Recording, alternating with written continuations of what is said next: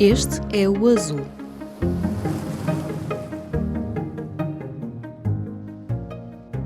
Olá, eu sou Clara Barata e esta é mais uma conversa do podcast do Azul, projeto do público sobre ambiente, crise climática e sustentabilidade. Vemos notícias sobre a destruição da Amazónia e a violação dos direitos humanos, até do direito à saúde dos povos indígenas, como aconteceu com o povo Yanomami no Brasil, cuja crise tem origem numa verdadeira invasão das suas terras por garimpeiros ilegais em busca de ouro. Mas as notícias que nos chegam são em grande parte relatadas com a visão de jornalistas que não fazem parte dos povos indígenas.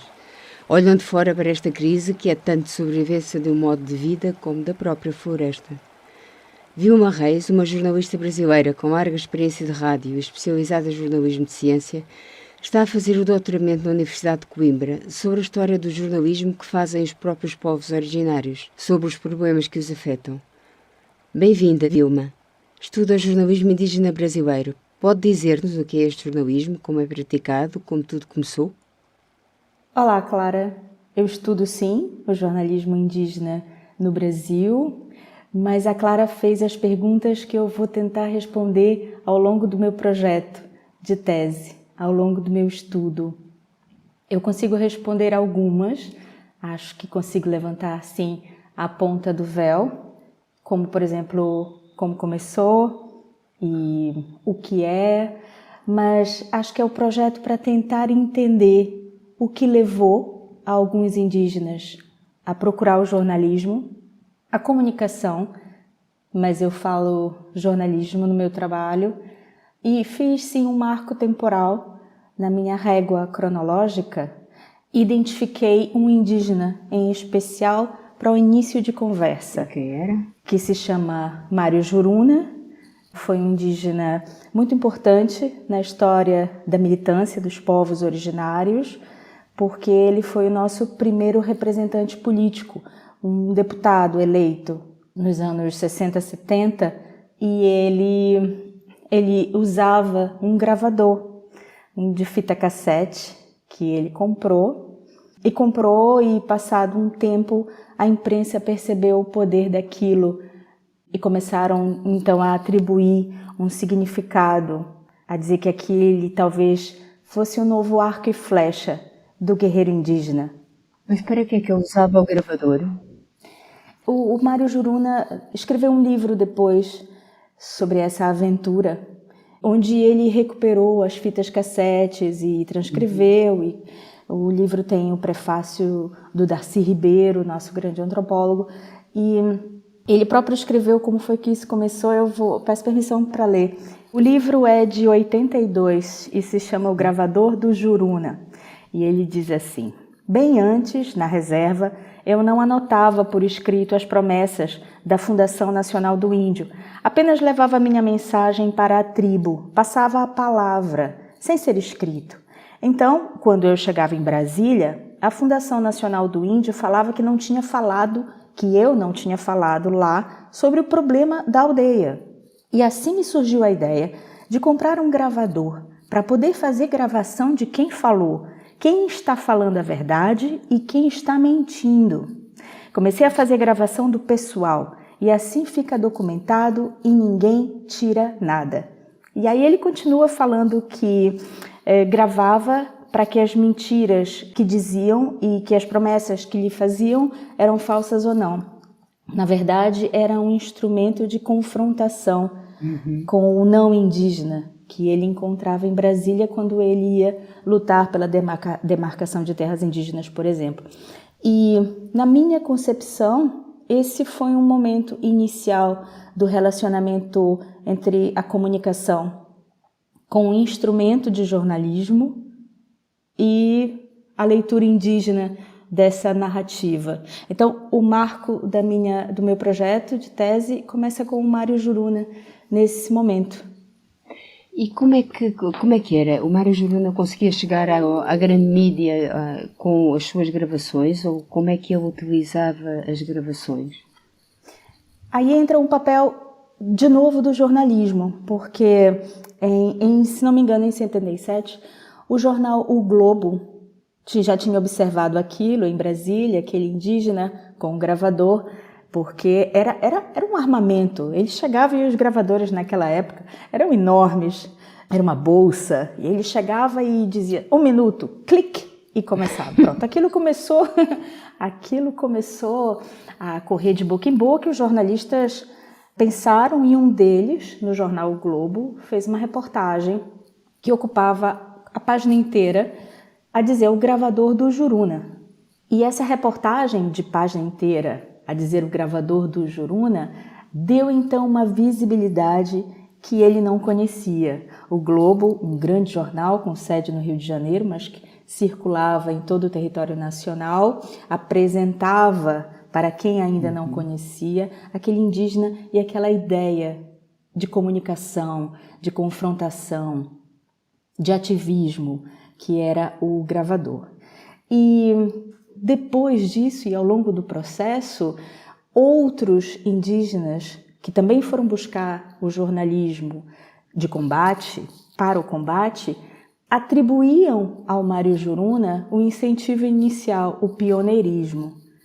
E então eu já passo para um segundo momento histórico que eu defini, que é 1985, quando um grupo de indígenas resolve fazer um programa de rádio. A partir de São Paulo, dentro de uma rádio universitária, dentro da rádio USP, da Universidade de São Paulo. Ele já era um grupo de indígenas que trabalhavam na União da Nação Indígena, e trabalhavam nessa parte de comunicação e identificaram então, eles já tinham um jornal impresso, pequenino, que era enviado por correio para outros indígenas, outros locais, outras aldeias, mas eles achavam que aquilo não estava dando muito certo em termos de comunicação, resolveram então dar esse passo para o rádio. E o que era esse programa de rádio? Do que é que falavam? Como é que corria? O programa de rádio foi idealizado por um homem hoje que é considerado uma grande voz do movimento dos povos originários no Brasil, que se chama Ailton Krenak, do povo Krenak, em Minas Gerais.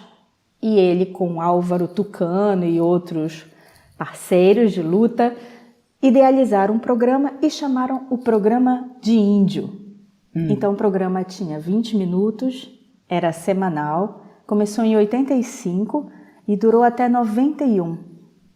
E tem uma história belíssima, porque foram 200 e tantos programas que eram feitos a partir da primeira ideia que o Mário Juruna teve do gravador. Eles também iam nas aldeias com um gravador e gravavam a vida, a fala, a cultura, as ideias. E depois, lá na rádio, com o apoio operacional da rádio em São Paulo, da rádio USP, eles conseguiam materializar essa informação toda. Eu separei aqui também sobre o programa de Índio, Clara, uma entrevista que o próprio Ailton Krenak concedeu em 2014, onde perguntaram para ele como é que tudo isso aconteceu. Em 85, indígenas fazendo um programa de rádio, e aí ele dizia assim: eu entendi que o movimento indígena precisava ter uma coordenação de comunicação própria, pois dependíamos de outras publicações e mídias, como boletins e jornais locais, para veicular as nossas denúncias, que eram o principal assunto do nosso dia a dia: ataques e agressões aos povos indígenas, invasões de territórios e mentiras da grande imprensa. Então, começamos com um jornal impresso, com este nome, Jornal Indígena. A edição era mensal e era dirigido às lideranças nas aldeias. Era enviado por correio e outros meios possíveis, como forma de mobilização para as questões nacionais. Mas esse jornal era também gravado em fita cassete, que era uma novidade naquela época. Essa fita cassete, inspirada no gravador do Mário Juruna, fazia sucesso nas aldeias, pois levava notícias, reportagens e música de vários povos, promovendo então um intercâmbio, mostrando um pouco a nossa diversidade linguística e cultural, além de apresentar as lideranças entre si, criando uma sociabilidade entre pessoas que tinham tudo em comum nas suas lutas, mas nem sequer se conheciam. Porque o Brasil, com aquela grandeza territorial, ele acolhe hoje 256 povos que falam mais ou menos 150 línguas diferentes. Eles estão muito distantes entre eles, não é um monolito, não é uma coisa só. Eles são muito diferentes. E o programa, a rádio, as ondas do rádio, na cabeça do Ailton Krenak, do Álvaro Tucano, poderiam encurtar essas distâncias de mobilização. E tiveram esse peso realmente? Sim, eles começam então dessa gravação do jornal, que era um documento, um papel, eles liam o jornal, e aí também tem o contributo da oralidade na narrativa indígena, liam e enviavam para as aldeias e todo mundo parava para ouvir esse material. Então depois eles começaram a perceber, vamos fazer outros materiais, e eles foram construindo o programa de índio. Mas aquilo tinha ficado ali no passado, em 1985 até 91. Em 2009, o programa foi recuperado. As fitas magnéticas foram recuperadas através de um projeto em São Paulo e foram disponibilizadas para todos nós, através da internet. Então hoje existe uma plataforma na internet que não chegou a disponibilizar todos os programas, isso não foi possível, alguns se perderam, porque eles gravavam em cima de programa, alguns, mas quase 200 estão lá. E é possível recuperar, ouvir, e é um dos meus trabalhos no meu projeto de tese, é ouvir tudo, conversar com quem ainda está vivo, o Álvaro Tucano e a Ailton Krenak, entender um pouco como é que isso pode ter impactado ou pode ter inspirado outros. E esse programa era ouvido só por os povos indígenas ou chegava também a outras, à sociedade em geral? Chegava porque partia de um lugar de excelência, partia da Rádio USP, da maior universidade do Brasil. E a partir de lá, com toda a comunidade acadêmica ali no entorno, é que eles projetavam e atingia pessoas da Amazônia até os indígenas do Sul, toda a gente por ali. Mas depois que a própria direção da rádio ia mudando, acho que era de 2 em 2 anos, eles conseguiram se manter até 91. Depois entrou uma direção que achava, e eu anotei isso aqui para Clara também, a direção dizia que não aceitamos as condições e as qualidades técnicas, porque os locutores não tinham voz adequada e não havia roteiro para os programas, o que só permitia a continuidade do projeto, a direção da rádio, só permitia a continuidade do projeto se houvesse um locutor profissional com um roteiro aprovado antecipadamente pela direção da rádio. E o grupo disse, assim não. E eu acho que aqui também entra essa necessidade de um locutor profissional, um jornalista. Talvez isso também faça parte um pouco dessa busca para a profissionalização em termos de jornalismo. E começou a haver essa profissionalização? No meu ver, sim. Acho que é isso que precisa, então nós vamos fazer. Vocês querem dessa maneira? Ok, nós abrimos mão agora, mas já voltamos. Daqui a pouco nós voltamos. Profissionais como vocês querem. E aí eu acho que isso aconteceu depois, que é a parte final do meu trabalho. E como é que foi essa profissionalização? Eram jornalistas que se integravam nas redações de órgãos de comunicação que já existiam? Faziam projetos próprios? Divulgar os seus temas? Como é que isso aconteceu? Bem, na minha estrutura mental desse trabalho, eu quero encontrar a inspiração que se efetivou na cabeça de um jovem indígena, descendente de indígenas, que foi procurar o jornalismo na universidade, para que ele tivesse os instrumentos, o conhecimento, para que ele exercesse aquela profissão do jornalista. E aí eu comecei pelo final. Eu falei, bem, a cada dia no Brasil hoje, nós temos um blog, um jornalista que se forma, indígena. Então eu precisava parar numa régua temporal, como eu disse antes, para identificar, eu vou até aqui e nesse tempo eu vou estudar. Então eu achei que o final do trabalho precisava ser 2013, que foi quando uma agência de notícias em Manaus foi criada por 3 mulheres e elas criaram um coletivo de indígenas que recebem e que trabalham a partir das suas aldeias. Como é que se chama? Se chama Amazônia Real, uma agência de notícias. E eu falei, bem, eu quero finalizar com a Amazônia Real. Então, desde o Mário Juruna e do seu gravador, enriquecido pelo programa de índio da Rádio USP, do Ailton Krenak, hoje nós temos uma agência de notícias com 40 profissionais em rede, misturando aldeias, ideias.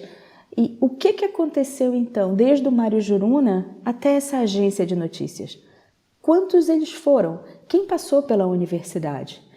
Então esse é um trabalho de pesquisa que eu vou tentar encontrá-los, ou encontrar parte deles, para saber o que os motivou. Vou tentar, a partir das universidades federais, dos cursos de jornalismo, tentar identificar alunos que se colocam como indígenas e tentar encontrar um pouco a história deles. Se eles foram para as redações, se eles levaram as suas pautas, como foram recebidos, até a Agência Amazônia Real, que trabalha assim com eles e que para mim é a cristalização dessa ideia que começou ali naquele gravador nos anos 60 e 70.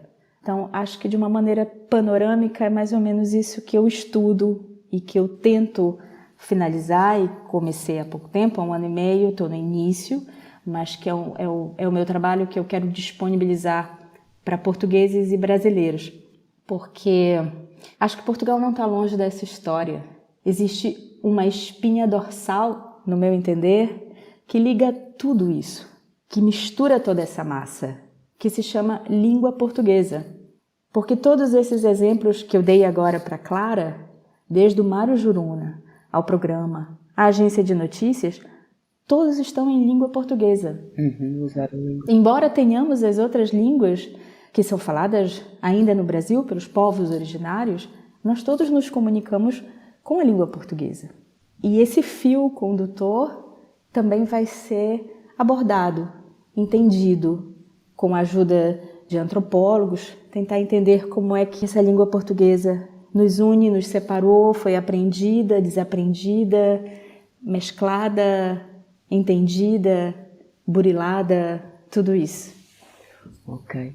Portanto, compreender de que forma a agenda, os interesses dos povos indígenas brasileiros conseguiram ter espaço na mídia e na sociedade brasileira através dos jornalistas que saíram das tribos, dos povos indígenas, é algo que consegue dizer-nos alguma coisa sobre isso já? Se eles conseguiram impor alguns temas? Eu acho que sim, eu acho não, eu tenho certeza que sim, porque nós tivemos a criação, pela primeira vez na história do Brasil, de um ministério dedicado, destinado a eles, o Ministério dos Povos Originários, que tem como ministra a Sônia Guajajara, e eu acho que essa é realmente a materialização dessa luta contínua que começou há tanto tempo, mas que agora ganha um momento especial. Acho que nós estamos vivendo o início de uma nova etapa, porque parece que a história é feita desses movimentos, né? Assim, um século não começa, de repente, no dia 1º de janeiro, começou o século XXI, como nós vivemos no dia 1º de janeiro de 2000.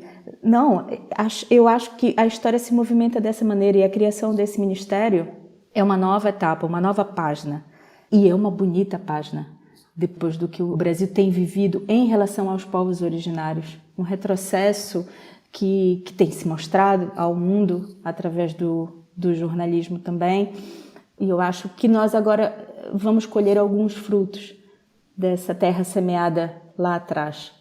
E acho que talvez esse trabalho mostre se a comunicação efetivamente teve um papel preponderante nisso. Como a imprensa tem papéis preponderantes em vários lugares. E eu quero tentar entender, quero ouvir deles. Porque acho que é disso tudo que se trata, é ouvir deles. A Elaíse Farias, que é uma das fundadoras da agência Amazônia Real, ela concedeu uma entrevista que foi publicada nessa primeira semana de fevereiro para o jornal inglês, o Guardian. E ela diz para a jornalista lá em Manaus conversa com ela e pergunta então para ela um pouco qual é esse seu trabalho como indígena, como descendente de indígenas, qual é esse seu trabalho de jornalista? Ela é formada em jornalismo pela Universidade Federal do Amazonas, em Manaus, e ela criou a agência há 10 anos, por aí, e ela diz assim, em um momento: a Elaíse se encolhia ao ler histórias que apresentavam o que ela chama de uma visão panorâmica da Amazônia, onde os diversos grupos culturais da região eram reduzidos a um bloco, e ela sentia que as comunidades eram frequentemente deixadas de fora. E ela remata: não se trata de fazer um manual, trata-se de apresentar uma perspectiva diferente e colocar as vozes das pessoas em primeiro lugar. Porque, na minha visão, a imprensa brasileira não faz isso ainda. Caminha devagar nesse sentido. Ela sobrevoa aquele espaço, a Amazônia e outros lugares indígenas.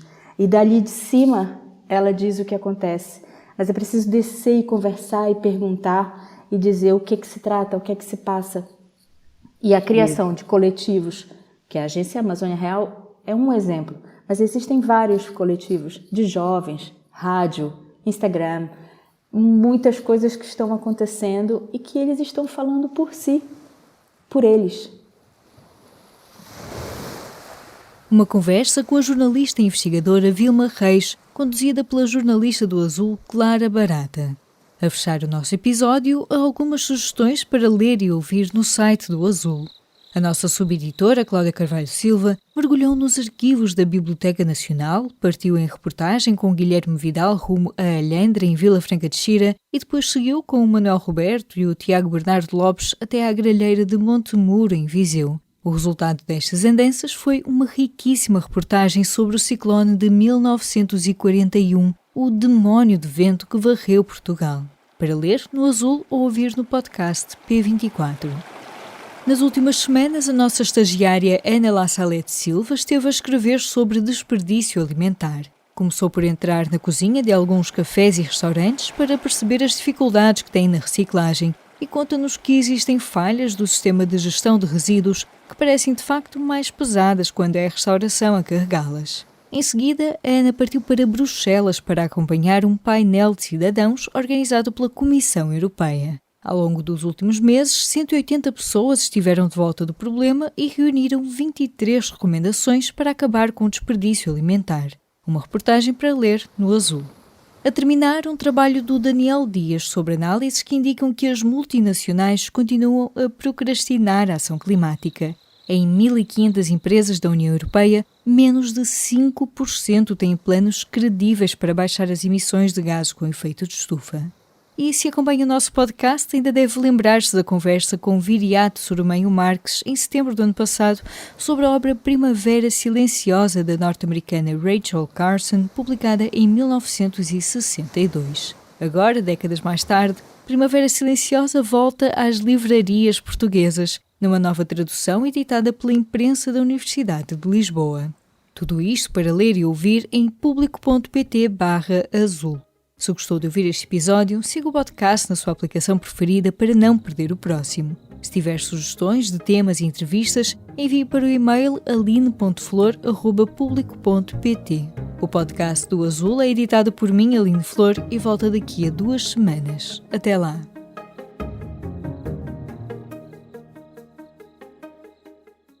O público fica no ouvido.